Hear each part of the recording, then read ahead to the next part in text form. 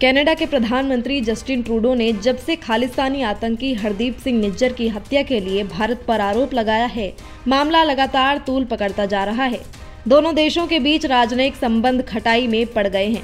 ऐसे में विदेश मंत्री एस जयशंकर ने न्यूयॉर्क में संयुक्त राष्ट्र महासभा की बैठक में कहा कि राजनीति के लिए आतंकवाद को बढ़ावा देना गलत है। कनाडा ने भी संयुक्त राष्ट्र में जवाबी पलटवार में कहा कि विदेशी ताकतों के दखल की वजह से लोकतंत्र खतरे में है। ट्रूडो के भारत पर आरोप के बाद से दोनों देशों के संबंध खराब होते जा रहे हैं। इस बीच विदेश मंत्री जयशंकर ने संयुक्त राष्ट्र महासभा में कनाडा का नाम लिए बगैर कहा कि अब वो दिन बीत चुके हैं जब कुछ देश एजेंडा सेट करते थे, जबकि दूसरे देश उसी पर चलने की उम्मीद करते थे। आज भी कुछ देश ऐसे हैं जो एजेंडा सेट करते हैं, लेकिन अब ये नहीं चल सकता। सियासी सहूलियत के लिए आतंकवाद, चरमपंथ और हिंसा पर एक्शन नहीं लेना चाहिए। अपनी सहूलियत के हिसाब से क्षेत्रीय अखंडता का सम्मान और आंतरिक मामलों में हस्तक्षेप नहीं हो सकता। अभी भी कुछ देश ऐसे हैं जो एक तय एजेंडे पर काम करते हैं, लेकिन ऐसा हमेशा नहीं चल सकता और इसके खिलाफ आवाज़ उठाई जानी चाहिए। जब वास्तविकता बयानबाजी से कोसों दूर हो जाती है तो हमारे भीतर इसके खिलाफ आवाज़ उठाने का साहस होना चाहिए। उन्होंने कहा कि भारत ने अलग अलग साझेदारों के साथ सहयोग को बढ़ावा दिया है। अब हम गुटनिरपेक्षता के युग से विश्व मित्र के रूप में विकसित हुए हैं। ये क्वाड के विकास और ब्रिक्स समूह के विस्तार से झलकता है। हम परंपराओं और तकनीक दोनों को आत्मविश्वास के साथ एक साथ पेश करते हैं। यही तालमेल आज भारत को परिभाषित करता है। यही भारत है। कनाडा से लेकर चीन और पाकिस्तान तक पर निशाना साधा। उन्होंने क्षेत्रीय अखंडता का सम्मान करने की हिदायत से चीन को फटकार भी लगाई है।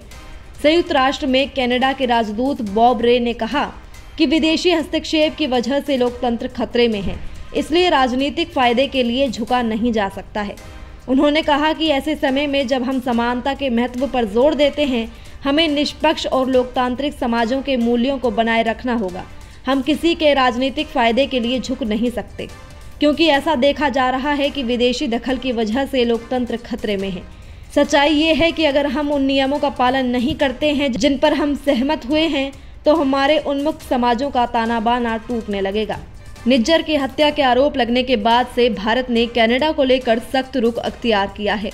भारत की सख्ती का भी अब असर दिखने लगा है। जहां पहले कनाडा में भारत के खिलाफ प्रदर्शन करने वालों को खुली छूट मिलती थी, सैकड़ों लोग जुटते थे, लेकिन अब ये तस्वीर बदलती दिख रही है।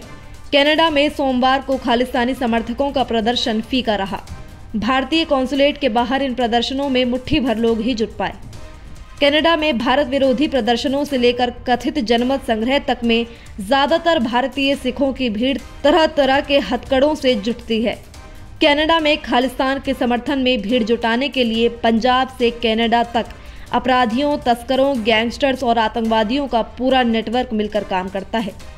खालिस्तान समर्थक गैंग दो स्तर पर समर्थन जुटाने की कोशिश करते हैं।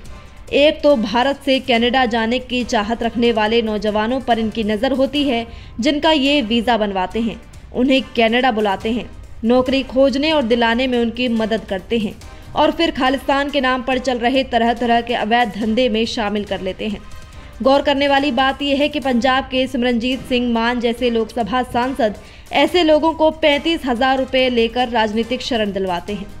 कनाडा में रह रहे भारतीय मूल के लोग भी बताते हैं कि खालिस्तान समर्थक गुट के पास अवैध फंडिंग और पॉलिटिकल पावर इतनी बढ़ चुकी है कि ये कनाडा के गुरुद्वारों से शांति प्रिय लोगों को बाहर कर चुके हैं।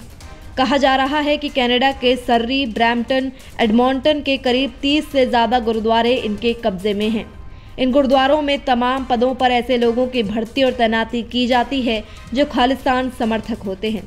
ऐसे भी आरोप हैं कि भारत की ज़मीन पर गुनाह करके भागने वाले इन गैंगस्टर्स को ट्रूडो अपनी ज़मीन पर सुरक्षित बना देते हैं, जबकि भारत कई बार चिंता जता चुका है कि पंजाब में वसूली का सबसे बड़ा रैकेट कनाडा में बैठे आतंकवादी और अपराधी चला रहे हैं।